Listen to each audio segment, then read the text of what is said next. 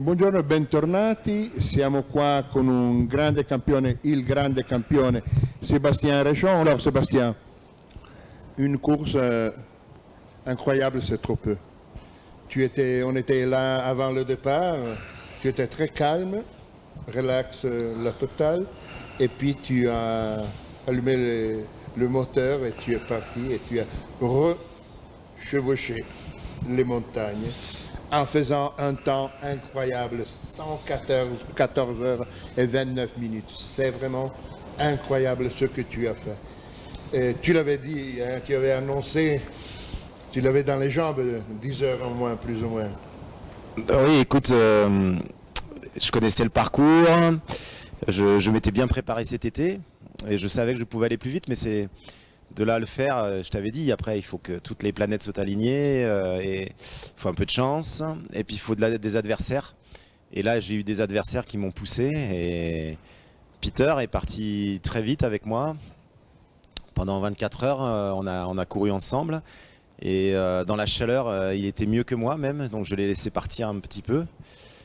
J'ai géré ma course, j'ai beaucoup d'expérience, ça me permet de bien gérer les moments un peu moins bien.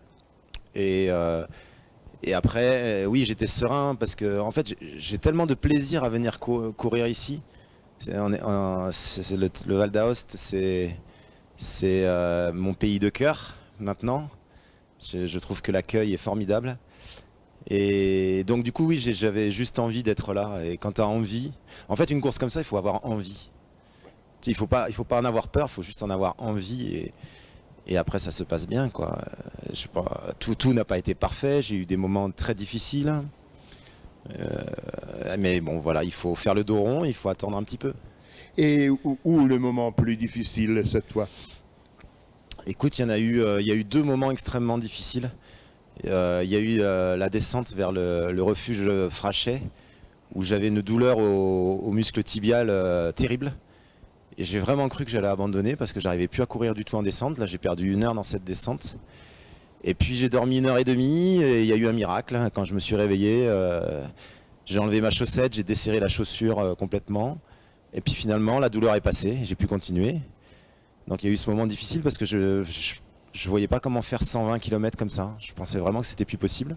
C'est reparti. Et puis j'ai eu la dernière nuit au Mont-Gelé là-haut, où je suis arrivé au mauvais moment en fait. L'orage était là, j'étais à 3000 et c'est le passage le plus technique du Thor. Tu évolues sur des dalles, sur des gros cailloux instables. Et tu dois suivre des cairns, mais en pleine nuit dans l'orage, tu vois pas les cairns. Et le suivi GPS a ses limites dans ces moments-là parce que la bonne trace, si tu veux, elle est à 10 mètres près et il n'y a pas de trace. Et là, j'étais dans les orages, les éclairs de partout, la tempête. Et je cherchais le bivouac Rigondi, et pour me sauver, quoi. Et je tournais autour et je le trouvais pas. À un moment donné, je remontais vers le Mont-Gelé, je m'en étais pas rendu compte. Et j'ai tourné autour et j'ai dû perdre 1 heure et j'ai fini par trouver le bivouac. Je suis rentré dedans. Il y avait des matelas, des couvertures. Et il y avait 2 randonneurs qui m'ont regardé comme ça. Je leur ai dit je fais une course, ils connaissaient pas. Ils m'ont regardé et là j'ai dormi 1 heure et demie, l'orage s'est arrêté et j'ai pu finir la course. Donc il y a eu deux moments difficiles. Comment? Et puis tu t'es cassé le coccyx. Alors oui. Alors là, c'est pour l'anecdote parce que peut-être que tout le monde ne le sait pas, mais on peut avec le coccyx fêlé ou je sais pas. Au passage du Grand Néron, la deuxième nuit, après le passage ultra technique où on a des cordes fixes, très beau passage. C'est pareil, j'ai chuté sur une pierre et je suis tombé sur le sacrum, le coccyx, très très fort. Ça fait un bruit pas possible dans mon corps. Et je me suis dit, oula, je me suis relevé. Et puis finalement, la douleur était là, mais m'empêchait pas de. Et finalement, on peut faire 350 km avec un coccyx abîmé. Donc... Le plus difficile, c'est quand tu t'arrêtes et que tu t'allonges. Donc, alors du coup, je m'arrêtais pas, je m'allongeais pas. Voilà, alors il a été une aide, on dit. Ouais, finalement, s'abîmer le coccyx, ça peut être une aide. Quelle chance j'ai eu de me casser les côtés. Bon, en fait, sur 450 km, il se passe plein de choses, quoi. C'est ça qui est la beauté de cette course, c'est la technicité, parce que le parcours est juste un des plus beaux, quoi, que j'ai fait. Pourtant, j'ai fait des courses de raid aventure, mais ça n'a rien à voir. Là, voilà, le parcours est ultra technique. Et puis sur 5 jours, voilà, il se passe plein de choses. Enfin, maintenant, un peu moins de 5 jours. Ça, c'est vraiment incroyable. Non, tu as fait un exploit. Et je crois que pour les prochaines années, seulement toi, tu peux franchir cette barrière. Je sais pas, tu vois, Yatian a fait une très belle course derrière. Il y a des jeunes qui peuvent. Je me dis qu'un coureur qui a plus de qualité physiologique que moi, parce que moi, j'ai pas une grosse VO2 max, tu sais, moi, c'est là que ça marche bien, quoi, surtout. Mais je pense qu'un coureur très rapide du Tour des géants, qui a un gros mental, peut faire mieux que moi, je pense. Voilà, mais tu as dit le mot important, le mot de passe, c'est la tête. Oui, c'est sûr que c'est... Les jambes, peut-être qu'il y en a beaucoup qui ont des jambes suffisamment fortes pour faire ça. Oui. Il y a la gestion du sommeil aussi qui n'est pas évidente, quoi. Tu as dormi combien? J'ai dormi 8 heures. Ce qui est... Je me suis imposé une heure et demie dès la deuxième nuit, toutes les nuits. Et puis, quand les super kinés s'occupaient de mes pieds et de mes jambes, je dormais en même temps. Ah, voilà. Ça, ouais, aux bases de vie, 2 fois, on s'est occupé, les physiothérapistes se sont occupés de moi. Je les en remercie parce qu'ils m'ont bien réparé les pieds. Et pendant ce temps-là, je dormais. Voilà, alors c'est une bonne... C'est une bonne gestion, ça, oui. Une bonne gestion, ça, Oui. oui. Tu te reposes et en plus, on te soigne. En plus, tout le monde se prend... Ouais.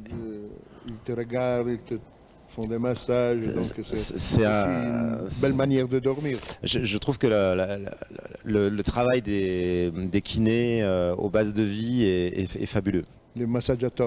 Ils sont fabuleux. Et ils sont chaleureux. Enfin, moi, voilà, c'est presque des amis maintenant. Je les fréquente. Oui. Voilà. Sergio, Daniela, voilà. Ça fait partie de l'accueil du Tour, quoi. Voilà. Pour moi, c'était l'organisation Tour, c'est ça. C'est aussi la qualité des kinés, des masseurs qui sont pour les coureurs, pour nous coureurs. On se sent même à l'arrivée, quoi. Après l'arrivée, etc. Il y a un esprit sur le Tour qui n'est pas partout. Oui, et je crois que même les prix, c'est Sergio qui a fait. Oui, voilà, Sergio est un ami maintenant. Voilà, c'est bien quand tu te lies d'amitié avec les organisateurs ou avec les bénévoles. Il y a sur le Tour, il y a un nombre de bénévoles et une chaleur humaine qui... Il y a une âme. Oui, une âme, ouais, c'est ça. Et pourtant, ça fait que 3 fois que je viens chez vous, là, mais... Et oui, parce qu'il y a 14 éditions, c'est ça, 13 ou 14. Ouais, voilà. ouais, mais... Moi, j'ai fait d'autres choses avant, mais voilà, j'ai l'impression de venir dans une famille. Bah, tu avais fait 9e sur le géant, je crois. Oui, mais ça s'était mal passé. J'avais fini malade. Pendant 48 heures, avec un demi-poumon, j'avais fini la course. Mais j'avais bien fait de finir parce que ça m'a permis de faire le glacier, parce qu'il faut avoir fini le Tour des géants pour faire le glacier. 9e sur le Tour, et puis tu as dit, bon, maintenant c'est moi que parle. Hein. Mais tu sais, pendant la course, au début, j'allais vite et je regardais, je me disais, mais en combien de temps je vais faire 330 km sur le glacier pour voir par rapport à Franco ou à Romain parce que comme on a le téléphone, je regardais un peu en même temps. Tu sais, tu t'occupes dans les vallées. Je regardais l'évolution du Tour 330. Et je me disais, tu vas vite quand même là. Peut-être qu'il faudrait que tu refasses le Tour des géants un jour pour voir si tu peux les chatouiller. Écoute, tu as dit, tu te sens de la vallée, tu es Valdotin un petit peu maintenant. Petit peu, beaucoup. Et on est très content de t'avoir ici. Et tu es un ami et merci d'être ici et d'avoir fait un truc incroyable. Monsieur Sébastien Rochon.